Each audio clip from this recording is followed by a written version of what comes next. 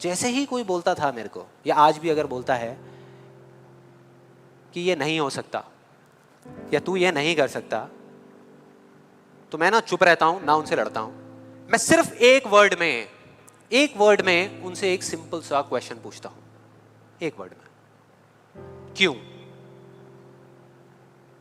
क्यों नहीं कर सकता? क्यों नहीं हो सकता? और जैसे ही मैं ये करता हूं उसके बाद बहुत मजा आता है। आप कभी करके देखना, बहुत मजा आएगा। 90% लोग ऐसे मिलेंगे आपको जिनके पास में इस क्यों का जवाब ही नहीं होगा, जवाब ही नहीं होगा। नहीं, वो सोच में पड़ जाते हैं। जैसे ही मैं पूछता हूं ना क्यों, हाँ क्या, क्यों, ये कैसा सवाल है? तो ये है वो 90% लोग जिनके पास में कोई जवाब ही नहीं होता, या होता भी है तो वो इतना फनी होता है कि आप चाह करके भी अपने आप को हंसने से नहीं रोक पाओगे। जैसे एक बार मेरे साथ हुआ था, जब मैं करीबन आई थिंक 18 साल का था और मैंने नया नया फोटोग्राफी का कोर्स किया था। तो हमारे घर में एक छोटा सा फंक्शन चल रहा था और वहाँ पर मैं अपनी मदर के साथ और फादर के साथ में खड़ा हुआ कुछ बातें कर रहा था। इतनी देर में एक सामने से आंटी आई और आकर के बोली, संदीप। हाँ जी आंटी। बेटे क्या नया चक्कर चल रहा है तेरा आजकल? मैं डर गया। मैं मन ही मन सोच रहा, मैंने कहा इनको कैसे पता लगा मेरे नए अफेयर के बारे में? और ही चला गया। फिर मैंने उनको देखा और डरते डरते उनसे मैंने कहा कि भाई आंटी जी क्या मतलब, मैं कुछ समझा नहीं, कौन सा चक्कर, क्या क्या कौन सा? तो आंटी ने बोला, कहते क्यों तू ये फोटोग्राफी नहीं कर रहा आजकल, ये फोटोग्राफी का कोर्स नहीं किया तूने? तो उन्होंने बोला, मेरी थोड़ी सी जान में जान आई। मैंने कहा अच्छा, फोटोग्राफी की बात हो रही थी। फिर उन्होंने बोला, बेटा अगर तू बुरा ना माने तो एक बात कहूँ। मैंने कहा नहीं नहीं आंटी बोलिए ना। बेटे मेरी अगर तू माने ना, तो ये जो तू फोटोग्राफी के चक्करों में पड़ा है ना, ये सब बेकार की चीज़ें हैं। इससे अच्छा ये है कि तू कोई और ढंग का काम कर ले या अपनी पढ़ाई लिखाई में ध्यान दे।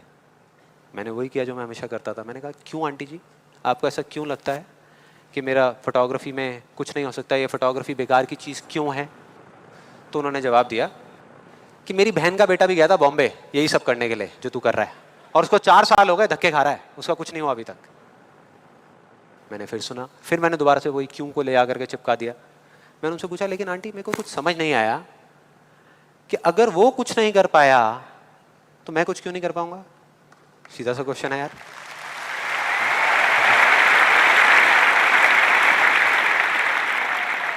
वो थोड़ी सी इरिटेट हो गई, लेकिन उसके बाद जो उन्होंने बोला, उस दिन मेरा कम से कम 10 किलो खून बढ़ गया होगा हंसते हंसते। उन्होंने गुस्से से मेरे से पूछा, कहते तेरे कितने % आए थे 12th में?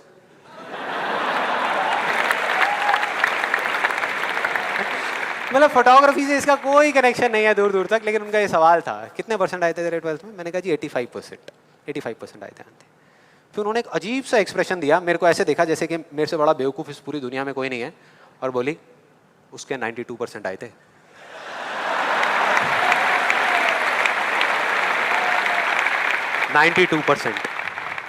अब बोल। मैं कहा अब क्या बोलूं? अब बोलने को आपने छोड़ा क्या है? क्या कोई है जो ऐसी बातों को सीरियसली ले सकता है? नो। यस और नो? नो, ले ही नहीं सकते। अब बचे 10% लोग जिनके पास में जवाब होता है, एक जेन्युइन वजह होती है। मतलब वो आपको सिर्फ ये नहीं बोलते कि आप नहीं कर सकते, वो आपको बताते हैं कि वो ऐसा क्यों बोल रहे हैं। तो मुझे जब भी कोई ऐसा मिलता है तो मैं उनके पास में जाकर के शांति से बैठता हूं, उनकी सारी बात को समझता हूं, फिर अकेले में जाकर के उस प्रॉब्लम का सॉल्यूशन निकाल लेता हूं और अपने पूरे दिल से उस इंसान को थैंक्स करता हूं।